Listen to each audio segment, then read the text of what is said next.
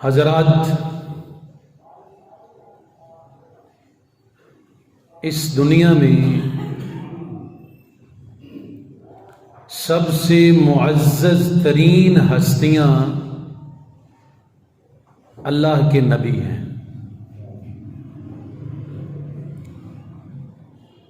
نبوت سے بڑھ کر اس دنیا میں اور کوئی منصب نہیں ہے۔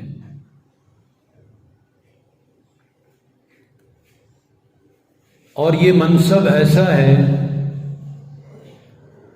جس کا انتخاب خود رب رحمان نے کیا ہے۔ کوئی اپنی مرضی سے یہ منصب حاصل نہیں کر سکتا۔ کوئی شخص یہ کہے کہ میں محنت کر کے، عبادت کر کے، جد و جہد کر کے، کوشش کر کے نبوت کو حاصل کر لوں، تو یہ نہیں ہو سکتا۔ نہ نبوت محنت سے ملتی ہے، نہ کوشش سے ملتی ہے، نہ جد و جہد سے ملتی ہے، نہ ریاضت سے ملتی ہے، اور نہ چلے کاٹنے سے ملتی ہے۔ نبوت اللہ رب العالمین کا انتخاب ہے، جسے چاہتا ہے عطا کرتا ہے۔ ہم ساری زندگی بھی کوشش کر لیں، پوری زندگی بھی کوئی انسان عبادت میں کھپا دے اور یہ سمجھے کہ مجھے نبوت مل سکتی ہے، کبھی ایسا نہیں ہو سکتا۔ اس وجہ سے نبوت بہت بڑا منصب، جسے اللہ چاہتا ہے اسے عطا کرتا ہے۔ اور نبوت کے لیے خاندان کی بھی کوئی شرط نہیں ہے کہ فلاں خاندان ہونا چاہیے پھر اسے نبوت مل سکتی ہے، یا اس شخص کا جسے نبوت ملنی ہے کسی اعلیٰ درجے کے خاندان سے تعلق ہو۔ کوئی ایسی شرط اللہ تعالیٰ نے نہیں رکھی، اور نہ ہی نبوت کے لیے یہ ضروری ہے کہ باپ نبی ہے تو اس کے بعد بیٹا بھی نبی ہو، یہ بھی ضروری اور شرط نہیں ہے۔ ابراہیم علیہ السلام کا باپ صرف بت پرست نہیں بلکہ بت گر بھی تھا، بت بنانے والا تھا، لیکن اللہ تعالیٰ نے ان کی پشت سے اپنا خلیل نبی پیدا فرمایا۔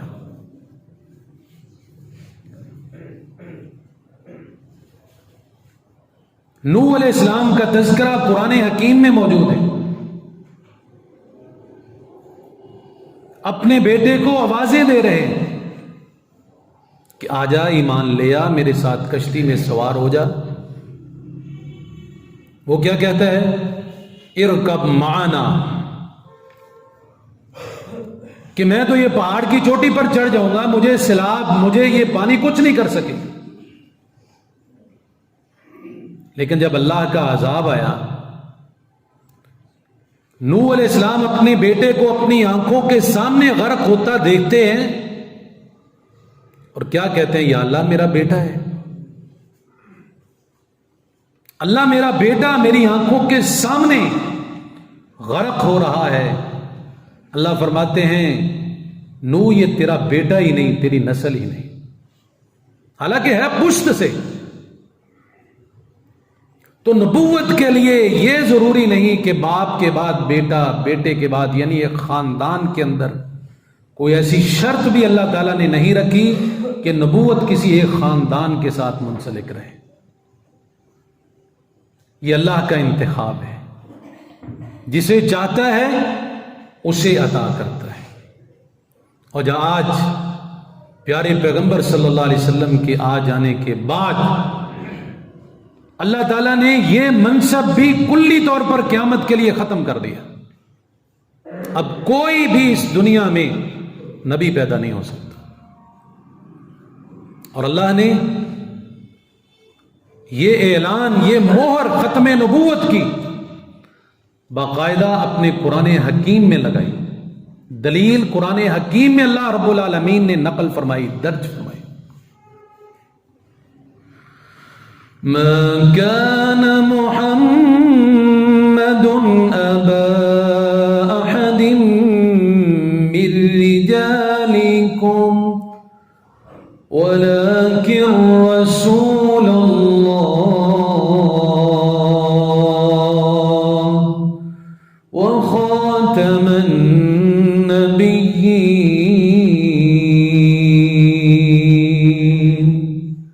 اللہ رب العالمین نے فرمایا کہ میرا محمد صلی اللہ علیہ وسلم مردوں میں سے کسی کا باپ نہیں ہے، یعنی اس کی اولاد بیٹوں کے طور پر اللہ رب العالمین نے زندہ نہیں رکھی،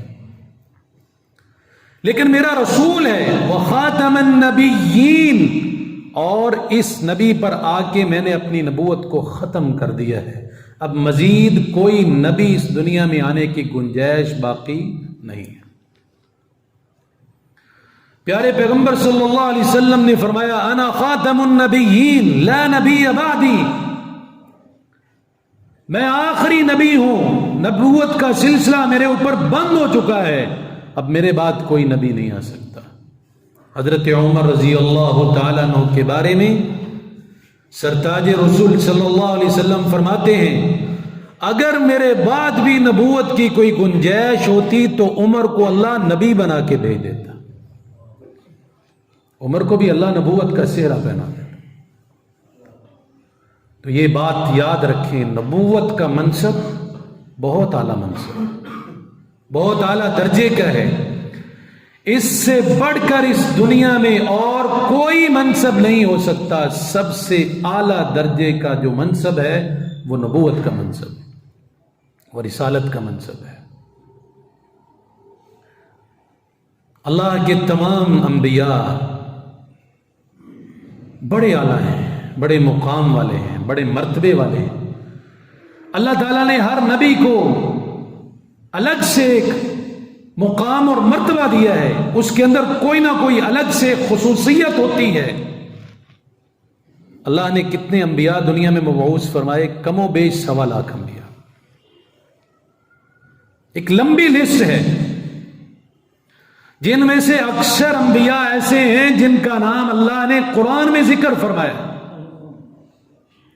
اور اکثر کیا بلکہ بہت سارے کثیر تعداد ایسی ہے جن کے نام قرآن حکیم میں اللہ تعالیٰ نے استعمال نہیں فرمائے. انسان کوئی کام کرے تو ضرور نہیں کہ اس کا نام تاریخ میں درج ہو کہ اس نے فلاں فلاں کام کیا ہے، فلاں فلاں کام کیا ہے. اللہ کے ہر نبی نے اپنی اپنی جگہ پر کام کیا ہے. یہاں تک کہ بعض انبیاء کو آرے کے ساتھ 2 ٹکڑے کر دیا گیا، بعض کو قتل کر کے ان کی لاشوں کے مسلے کیے گئے. اللہ کے انبیاء نے اپنی بھوک پیاس کی کوئی پرواہ نہیں کی، اللہ کے دین کی خاطر دن رات ایک کر دیا. لیکن ان کے نام اللہ نے قرآن میں درج نہیں فرمائے. میں اور آپ جب کوئی نیکی کا کام کرتے ہیں، جس نیکی کو لوگ بھول چکے ہوں، اس سنت کو دوبارہ سے زندہ کرتے ہیں، تو ہمارے دل میں یہ لالچ نہیں ہونا چاہیے کہ میرا نام تاریخ میں درج ہونا چاہیے، دنیا میں میری مشہوری ہونی چاہیے. ضروری نہیں. اللہ نے ان انبیاء کی مشہوری نہیں کی، نام بھی درج نہیں کیا قرآن کی، لیکن کیا کام انہوں نے نہیں کیا دنیا میں؟ وہ کام انہوں نے دنیا میں کیے جو ایک بڑی امت مل کر کام نہیں کر سکتی. اکیلے اللہ کے نبی نے اتنے بڑے کام کیے. میرا بھی یہ دل تھا اور کافی سارے دوستوں نے بھی یہ خواہش کی کہ کچھ انبیاء کم از کم جن کے نام قرآن حکیم میں ہیں، یا جو چیدہ نام جن کے حدیث میں بھی ملتے ہیں، ان انبیاء کی سیرت کے متعلق ترتیب کے اعتبار سے کچھ نہ کچھ آپ کے سامنے رکھا جائے. اور اسی متعلق آج کے خطبہ جمعہ میں اللہ کے سب سے پہلے نبی جناب آدم علیہ السلام کا ذکر کرنا چاہتا ہوں. آدم علیہ السلام یہ اللہ کے سب سے پہلے نبی ہیں اور انسانوں میں سب سے پہلے پیدا ہونے والے ہیں. اس سے پہلے اللہ نے کوئی انسان پیدا نہیں فرمایا. سب سے پہلے انسان، سب سے پہلے نبی آدم علیہ السلام. جب ان کو بنانے کا، جب ان کی تخلیق کا وقت آیا، اللہ تعالیٰ نے اس کے مطابق ارادہ کیا تو اللہ نے ایک بات اپنے فرشتوں سے کی جس کو اللہ نے اپنے قرآن میں محفوظ کیا ہے. اور قرآن کیا کہتا ہے؟ وَإِذْ قَالَ رَبُّكَ لِلْمَلَائِكَةِ إِنِّي جَاعِلٌ فِي الْأَرْضِ خَلِيفَةً قَالُوا أَتَجْعَلُ فِيهَا مَن يُفْسِدُ فِيهَا وَيَسْفِكُ الدِّمَاءَ وَنَحْنُ نُسَبِّحُ بِحَمْدِكَ وَنُقَدِّسُ لَكَ قَالَ إِنِّي أَعْلَمُ مَا لَا تَعْلَمُونَ. اللہ رب العالمین نے اس کا نقشہ اپنے قرآن میں کھینچا ہے. وَإِذْ قَالَ رَبُّكَ، اور جب کہا تیرے رب نے، لِلْمَلَائِكَةِ فرشتوں سے، اِنِّي جَاعِلٌ فِي الْأَرْضِ خلیفہ کہ میں زمین میں ایک خلیفہ، ایک نائب پیدا کرنا چاہتا ہوں. قَالُوا أَتَجْعَلُ فِيهَا، تو فرشتوں نے جواب کیا دیا؟ کیا تو وہ چیز پیدا کرنا چاہتا ہے مَن يُفْسِدُ فِيهَا وَيَسْفِكُ الدِّمَاءَ، جو زمین میں پیدا ہوگا اور فساد کرے گا اور خون ریزی کرے گا، خون بہائے گا، قتال کرے گا، آپس میں لڑے گا، آپس میں جھگڑے گا، خون بہائے گا. فرشتوں نے اپنے علم کے مطابق یہ جواب دیا کیونکہ اس سے پہلے آدم علیہ السلام کی تخلیق سے 2000 سال پہلے اللہ رب العالمین نے جنات کو پیدا کر کے زمین میں بھیجا تھا. ہم سے پہلے یہاں پر جنات رہتے تھے. انہوں نے وہ خون خرابہ کیا، وہ فساد برپا کیا کہ اللہ رب العالمین نے آسمان سے فرشتوں کو بھیجا جنہوں نے مار مار کر ان کو یہاں زمین سے غائب کیا. اور اللہ رب العالمین نے پھر اس کے بعد آدم علیہ السلام کو پیدا کرنے کا فیصلہ فرمایا. جب آدم علیہ السلام کے فیصلے کی بات آئی، پیدائش کی بات آئی، تو اللہ کے فرشتوں نے اس لیے یہ خدشہ ظاہر کیا کہ جس طرح پہلے جنات زمین میں تو نے بھیجے، انہوں نے یہ حشر کیا، آپس میں لڑے جھگڑے، خون خرابہ کیا، فساد برپا کیا. اب تو یہ مخلوق پیدا کرے گا تو یا اللہ یہ مخلوق بھی وہی کام کرے. انہوں نے اپنے علم کے طور پر وہی چیز سامنے رکھی اور ساتھ یہ کہا وَنَحْنُ نُسَبِّحُ بِحَمْدِكَ وَنُقَدِّسُ لَكَ، ہم تیری تسبیح بیان کرنے کے لیے کافی ہیں، ہم تیری حمد کرنے کے لیے کافی ہیں، ہم تیری تقدیس بیان کرنے کے لیے کافی ہیں. لیکن کیا میرے اور آپ کے رب کو ہماری حمد کی کوئی محتاجگی ہے؟ ساری دنیا اللہ کی نافرمان ہو جائے، ساری دنیا نافرمان، اگلے پچھلے آنے والے، اللہ کی خدائی میں ایک ذرہ برابر بھی کوئی فرق واقع نہیں ہوتا. ساری دنیا اللہ کی تسبیح بیان کرنا شروع کر دے، پوری دنیا پر پچھلے اگلے آنے والے تمام قیامت تک لوگ اللہ کی تسبیح کے علاوہ اور کوئی کام نہ کریں، اللہ کی خدائی میں پھر بھی کوئی فرق نہیں آتا.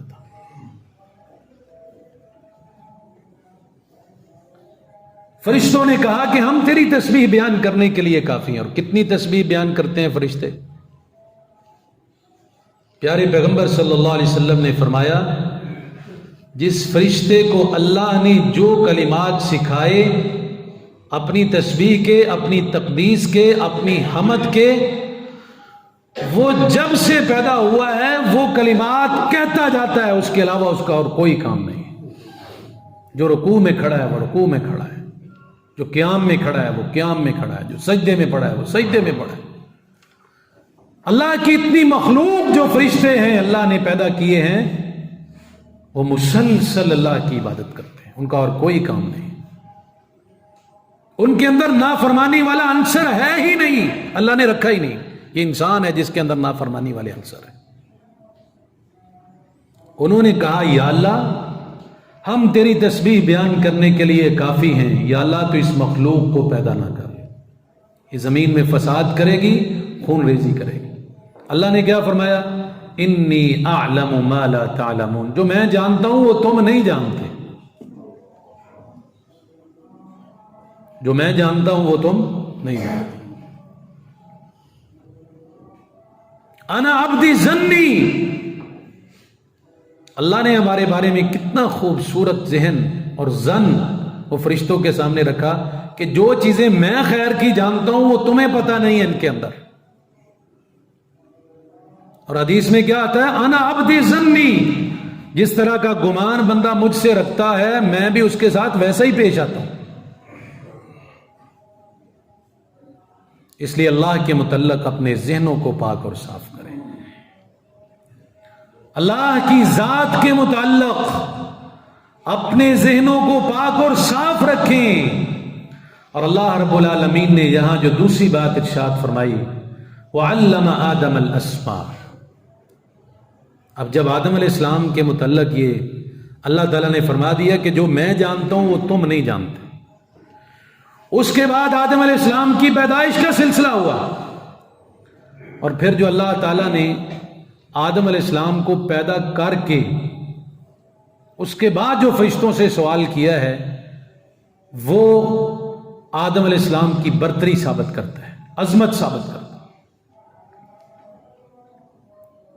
آدم علیہ السلام کی پیدائش کے حوالے سے جنہیں صفی اللہ کہا جاتا ہے کہ اللہ کے برگزیدہ پیغمبروں میں سے، ابو البشر جن کو کہا جاتا ہے کہ تمام مخلوق دنیا میں جتنی بھی پیدا ہوئی ہے یا ہوگی یا پہلے گزر چکی، قیامت تک جتنے انسان بھی آئیں گے تمام انسانوں کے باپ کون ہیں؟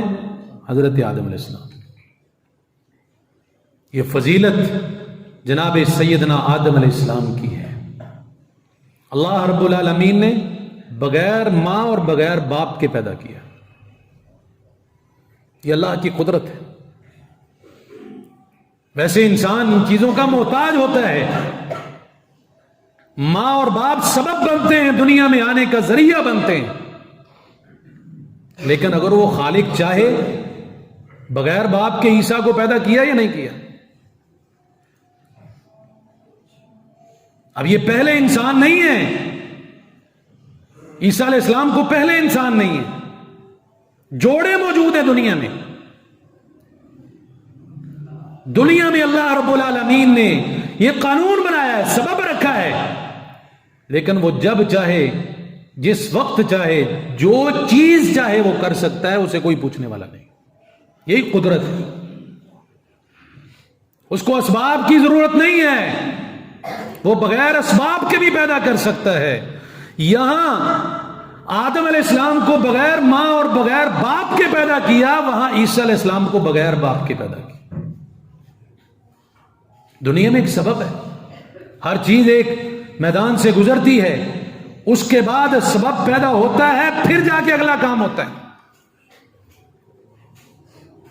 بچے ہیں دنیا میں، ان کے بولنے کی ایک وقت ہے، ایک عمر ہے بولنے کی۔ میں اور آپ جانتے ہیں اچھی طرح سے، بچہ 3.5 4 سال کا جا کے کچھ نہ کچھ بات کرنے لگتا ہے، لیکن یہ ایک یعنی سبب ہے، ذریعہ ہے کہ ایک وقت پیریڈ گزارے گا، عمر گزارے گا، پھر وہ ایسا ایسا بولنے کے قابل ہوتا ہے۔ لیکن کیا جب میرے رب نے چاہا تو عیسیٰ کو چھوٹے بچپن کی حالت میں بھی 1 دن کی عمر ہے، تو جب لوگوں نے انگلیاں اٹھائیں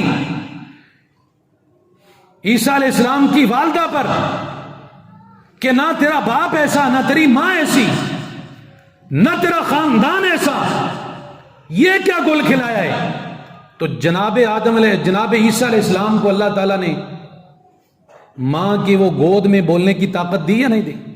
انی عبداللہ، چھوٹا بچہ بول رہا ہے کہ میری ماں کو تانا نہ دو، خبردار میری ماں کی طرف کو انگلی نہ اٹھائے، انی عبداللہ آتانی الکتاب وجعلنی نبیا، خبردار میری ماں کے متعلق کوئی لفظ نہ کہنا، میں اللہ کا بندہ ہوں، مجھے اللہ نے کتاب بھی دی ہے اور مجھے اللہ نے نبی بھی بنانا ہے۔ جریج ولی والا واقعہ، اللہ رب العالمین کی قدرت یہ کسی سبب کی محتاج نہیں ہے، اللہ جب چاہے بغیر اسباب کے چیزوں کو پیدا کر سکتا ہے۔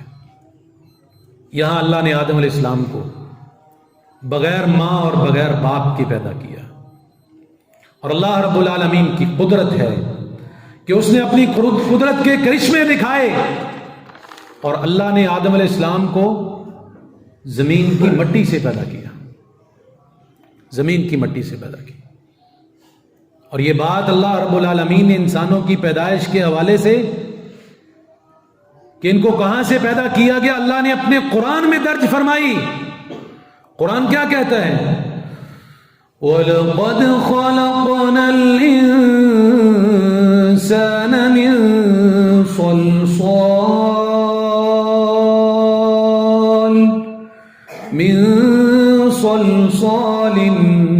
مِّنْ حَمَإٍ مسنون۔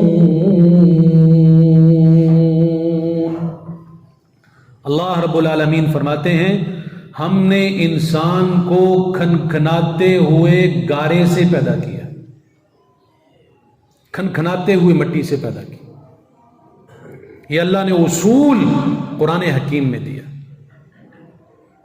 اور تذکرۃ الانبیاء کتاب موجود ہے، اس میں ایک روایت نقل کی گئی کہ جب اللہ نے آدم علیہ السلام کے بنانے کا ارادہ کیا تو ایک فرشتے کو زمین پر بھیجا کہ جاؤ زمین سے ایک مٹی کی مٹھ لے کر آؤ، ایک مٹھی بھر زمین کی مٹی لے کر آؤ۔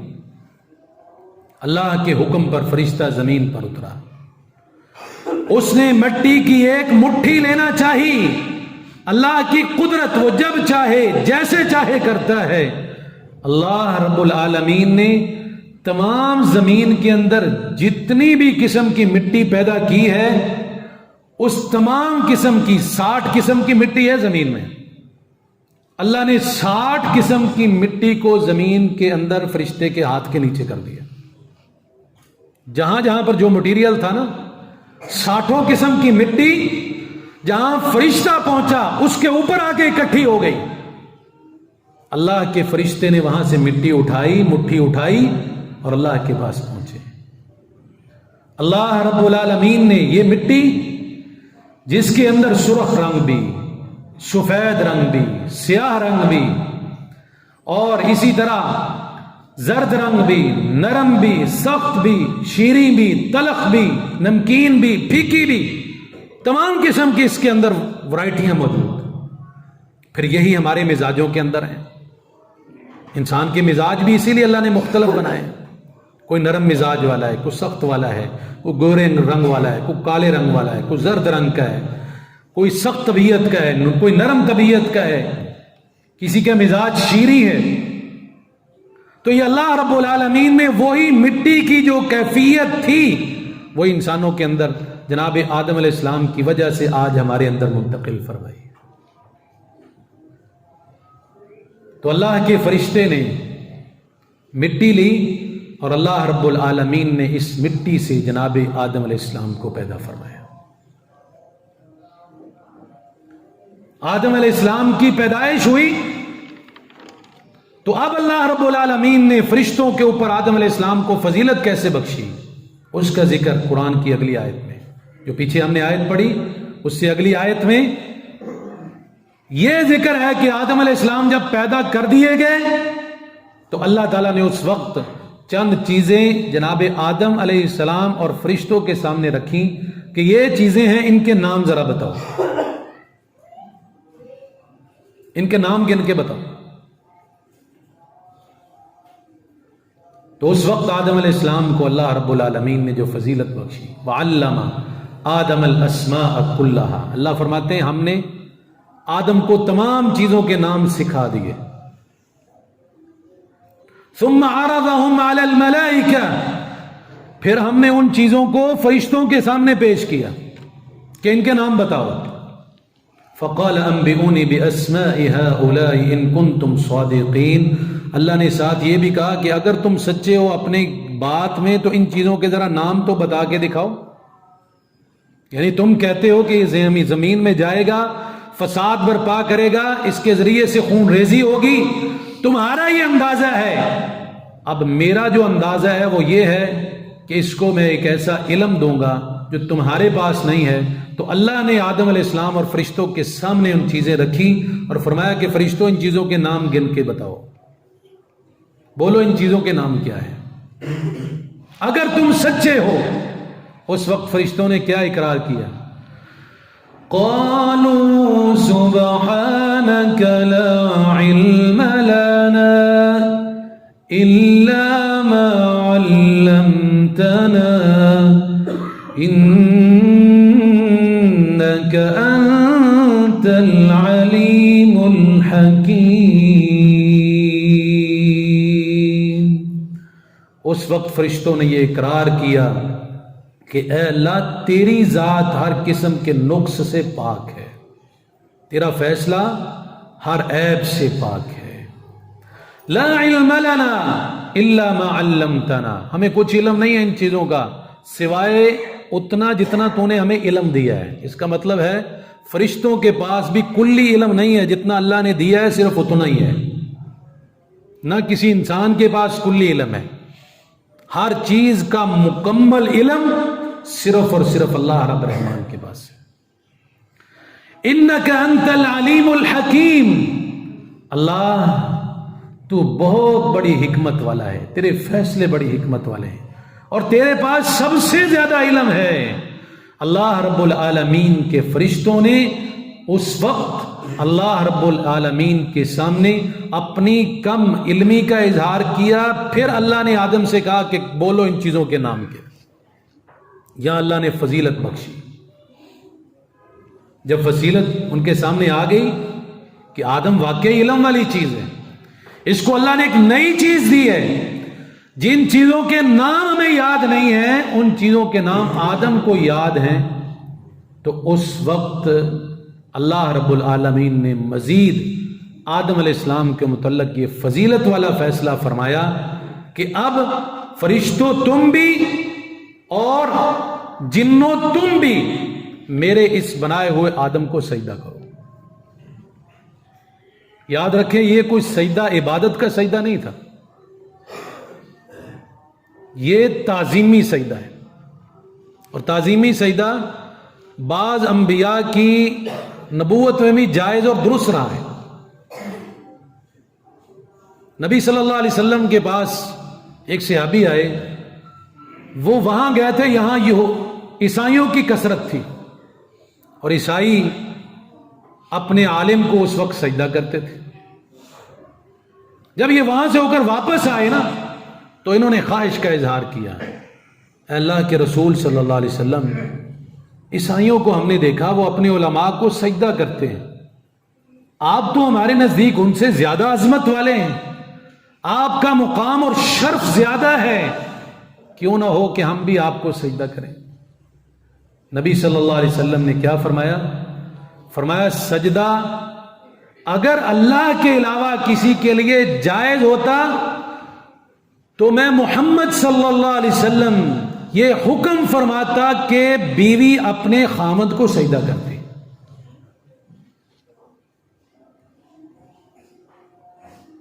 خامد کا اللہ نے یہ مقام رکھا ہے،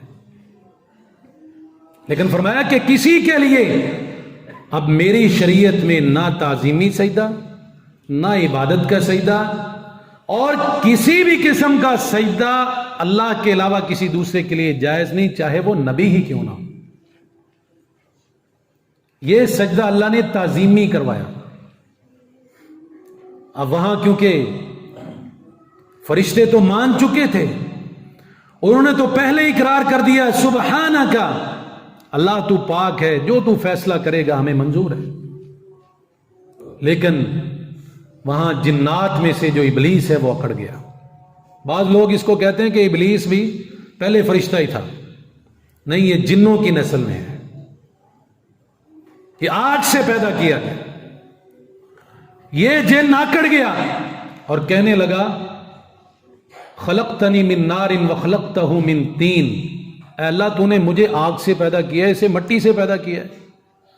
آگ جتنی جلاؤ اوپر جاتی ہے، مٹی جتنی اوپر مرضی پھینکو نیچے آتی ہے۔ میرا مقام اعلیٰ، میری فضیلت اعلیٰ، میری پیدائش کی چیز اعلیٰ، میں اپنے سے گھٹیا کو سجدہ کیوں کروں؟ اللہ کے فیصلے پر اعتراض کیا تو اللہ نے کیا فرمایا؟ ان علیک لعنتی الی یوم الدین، جا، تو نے میرے فیصلے پر اعتراض کیا، قیامت تک تیرے اوپر میری لعنت رہے گی، قیامت تک تیرے اوپر میری لعنت برستی رہے گی۔ تو اللہ رب العالمین نے آدم علیہ السلام کو یہ فضیلت بخشی کہ ان کے سامنے فرشتوں نے سجدہ کیا، اللہ رب العالمین نے ان کو سجدہ کروایا۔ یہ آدم علیہ السلام کی فضیلت کی بات ہے۔ پھر آدم علیہ السلام کو جنت میں ٹھہرا دیا گیا۔ ایک لمبا عرصہ جناب آدم علیہ السلام جنت میں ٹھہرے رہے۔ اب جنت اتنی بڑی، آدم علیہ السلام وہاں اکیلے، اور وہ یہ چاہتے تھے کہ میرے ساتھ بھی کوئی ہو جو میری دل جوئی کرے، میرے ساتھ باتیں کرے، میرے ساتھ ہم کلام رہے۔ ایک لمبا عرصہ تک وہ وہاں ٹھہرے رہے تو وحشت محسوس کرنے لگے۔ پھر اللہ تعالیٰ کی کرنی ایسی کہ ایک دن آدم علیہ السلام جنت میں سوئے ہوئے تھے کہ اللہ نے ان کی بائیں پسلی سے اماں حوا کو پیدا کیا، نیند کی حالت۔ یہ بائیں پسلی، یہاں سے اللہ نے اماں حوا کو پیدا کیا۔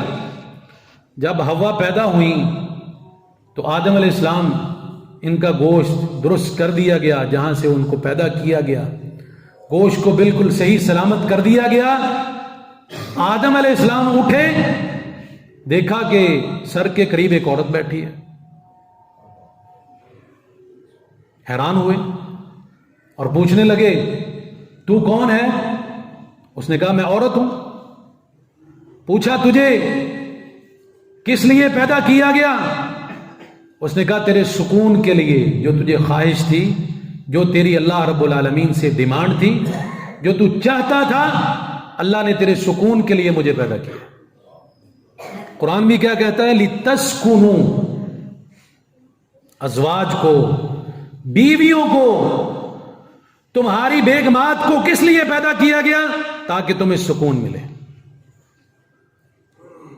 افسوس کہ آج یہ سکون کسی اور حالت میں تبدیل ہوتا ہوا نظر آتا ہے۔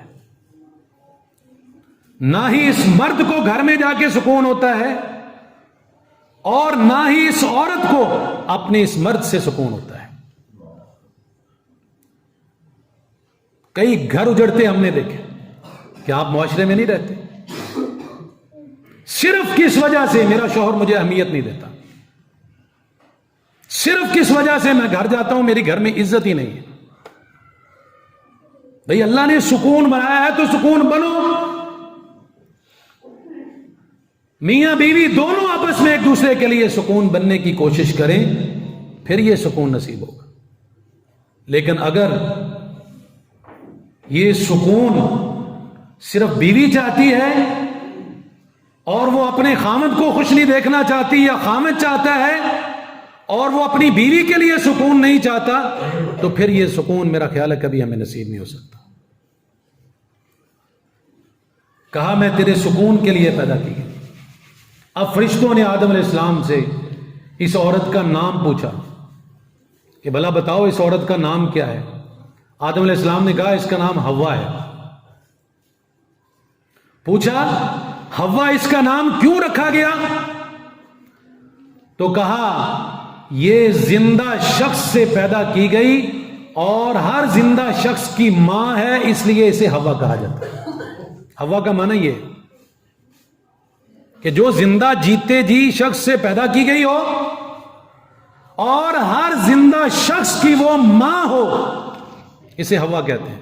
جناب آدم علیہ السلام نے اسی وقت یہ معنی مفہوم فرشتوں کے سامنے واضح کیا، اور پھر اس کے بعد آدم علیہ السلام اور اماں حوا سلام اللہ علیہا دونوں جنت میں رہنے لگے۔ یہ یہاں تک میں نے جو بات بیان کی ہے جناب آدم علیہ السلام کے حوالے سے، انشاءاللہ اگلے خطبے میں اسی سے آگے آغاز کروں گا۔ اللہ سے دعا ہے اللہ